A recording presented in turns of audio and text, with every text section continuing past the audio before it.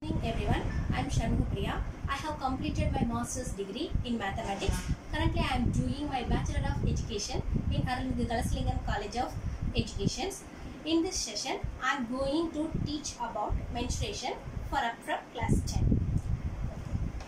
So first, I will show you some object.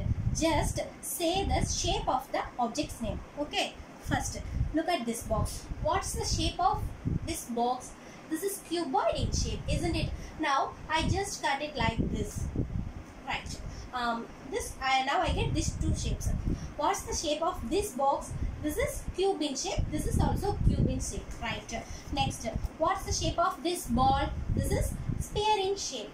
Now I am going to cut it into two pieces like this. Now I get two hemisphere shapes. Now what's this? This is a chalk piece. The shape of the chalk piece is cylinder, isn't it? Now I make it into two pieces like this. Now I get two cylinder shapes like that. Now what's the shape of this birthday cap? This is cone in shape, isn't it? Now I make it into two pieces like this. Okay. Now what's the shape of this? This is a cone. Now what's the shape of this object? This is new one, isn't it? This shape is known as frustum. Frustum of the cone. Today we are going to see about the frustum of the cone.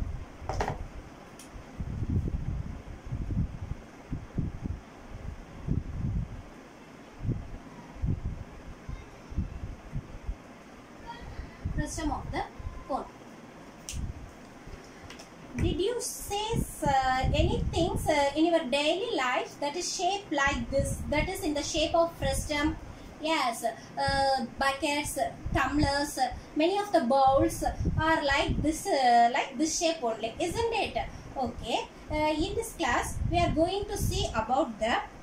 We have to find the slant height of this frustum and the curved surface area. That is this area, curved surface area of the frustum. Okay. In this class, we are going to find the slant height, that is L, and the curved surface area of the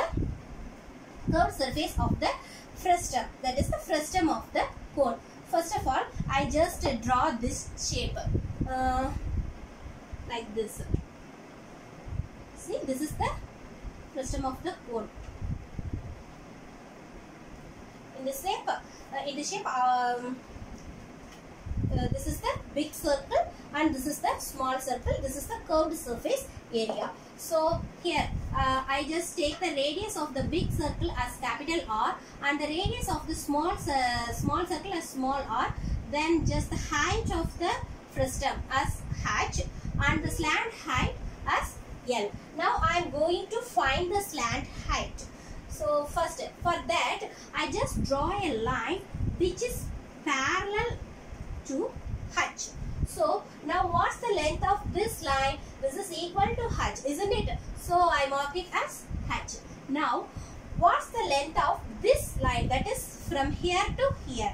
This is same as the radius of the small circle, isn't it? So I mark it as small r. Now what's the length of this line? That is from here to here. That is capital R minus small r, because the length of this total length is r, then this length is small r, so this length is capital R minus small r. Right. Now in this triangle, consider this triangle, that is this one.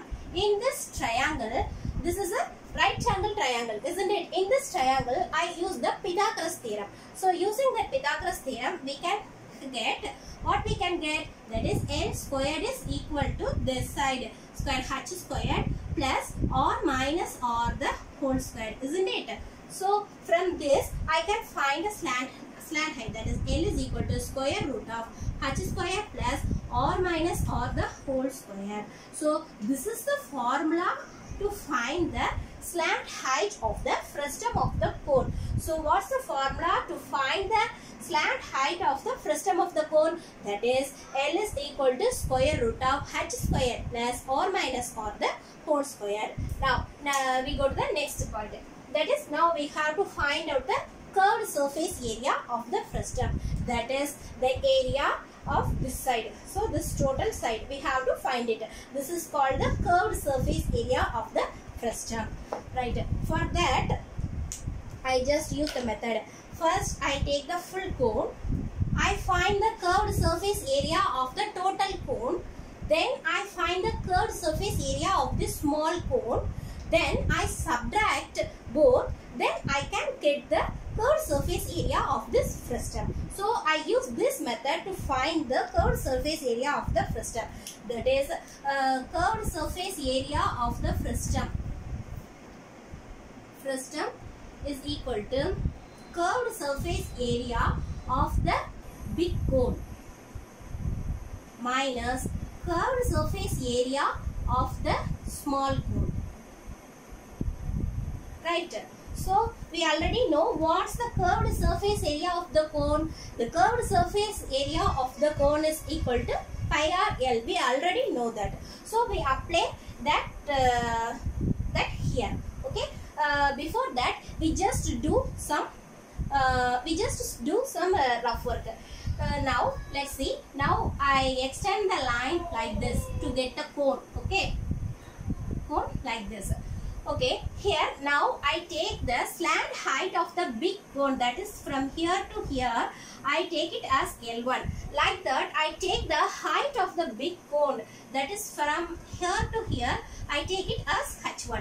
Now say, what's the slant height of the small cone? That is L1 minus L. Isn't it? Like that was the height of the small cone, that is H1 minus H. Now look at these two triangles. That is this one and this one. Look that these two are similar, isn't it? So using RHS similarity, I can write L1 minus L divided by this side. L is equal to small r divided by R minus R. Okay. Now I am going to simplify this one. So L1 by L minus 1 is equal to R by R minus R. Then I add L1 on both the sides. I add plus 1 both the sides. Then I can get R by R minus plus 1. Okay. Now I just simplify this. R plus capital R minus small r divided by R minus R. Remove this 2. Then L1 is equal to L into capital R divided by R minus R. So note it as equation number 1. That is, I just find the slide height of that big cone in terms of the frustum of the cone. Okay, we just keep it aside. Now we come to our main point, that is curved surface area of the frustum. So we should have to find curved surface area of the big cone. What's the curved surface area of this big cone? That is pi into here. Radius of the big cone is capital R and slant height of the big cone is L1 minus pi. Radius of the small cone is small r and the slant height of the small cone is L1 minus L. Right? Now we have to simplify this one. What we can get? That is equal to pi capital R L1 minus, I just get pi r inside the brackets, pi r L1 plus pi r L, right? Then I took the I took the common, that is pi L1, then remainder r minus small r plus pi r L. Here I substitute L1 with this equation number 1. Now I can get pi into, for L1 I substitute that one, L into R divided by R minus R. Here R minus R plus pi r L. I can cancel this two. Then I can get pi. In this L is common, R plus R. So this is the formula for the curved surface area of the frustum. Okay.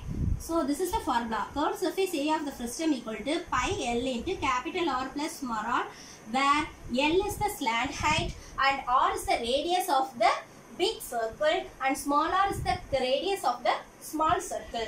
Okay. Square units. So like that we can find the curved surface area of the frustum. So how can I find the curved surface area of the frustum? I just find the curved surface area of the big cone. Then I subtract that big cone's curved surface area from curved surface area of the small cone. Then I get the curved surface area of the frustum. Okay, anybody have any doubts? I just recall everything. In the session we see about frustum of the cone. So in the frustum of the cone we just find two formulas, that is slant height and another one is for curved surface area. For slant height we just use the Pythagoras theorem and find the formula. For curved surface area we just use the curved surface area of the cone. That is we subtract the curved surface area of the big cone from the small cone, then we get the curved surface area of the frustum. Thank you.